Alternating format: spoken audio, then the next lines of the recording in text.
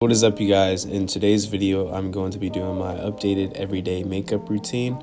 As you guys know, my main concern is post-inflammatory hyperpigmentation around my beard shadow area. So as you can see, it just has some dark marks from some razor bumps that have gone away and just left some scarring. I just do my best to try and cover those up a little bit. It has gotten better from me using creams such as hydroquinone, vitamin C serums, and also using AHA and BHAs. So that's really helped out my skin a lot. So the first thing that I'm going to do is prime my face with this E.L.F Cosmetics mineral infused primer. Primer really helps with the makeup. It just helps make your skin look poreless and smooth. Poreless and smooth is kind of the look that I want to achieve. And I'm just going to put that all over my face. So yeah, this is a really good primer. It's only $10. I just get it at the drugstore and you get a good amount. Next up, I'm going to go with the Fenty Beauty Foundation. I'm in a shade 390. I only use about 1 to 2 pumps, and I'm going to go in with my E.L.F Cosmetics blending brush. And I got this at the drugstore for about $2 and it works great.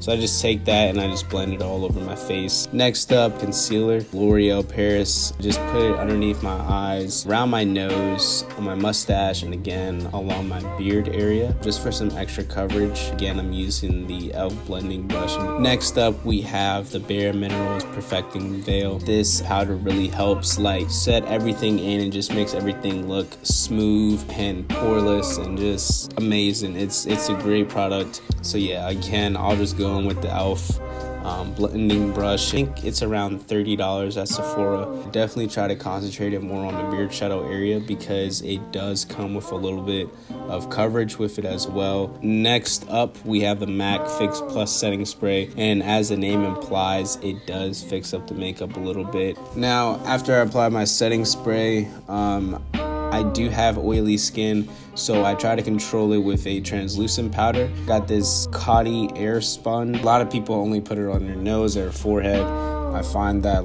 my cheeks, my chin, just everything can get a little bit oily.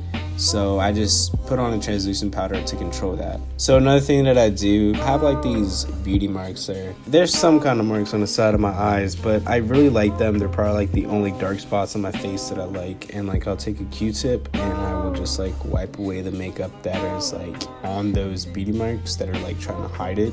They aren't moles or anything. I think they're just scarring, and I've had them since I was younger. My mom said I had chicken pox before when I was younger, and that's how I got them. I've always asked where did I get these black dots from, but I kind of like them, and I feel like it adds a little something to my face. So I don't like to do my eyebrows. I remember in my first makeup tutorial, I did my eyebrows, and looking back at it, I just kind of overdid it. Now I just trim my eyebrows at the barber shop. I just tell my barber, hey, just clean up my brows a little bit, make sure that they're symmetrical. I feel like they're good the way that they are, so I just keep them like that. So I hope you guys enjoyed this makeup tutorial. If you like the video, give it a thumbs up, help your boy out. Also, comment down below what I should do better next time. And if you haven't subscribed to my channel, go ahead and hit that subscribe button. Thank you guys for watching. I will see you guys next time.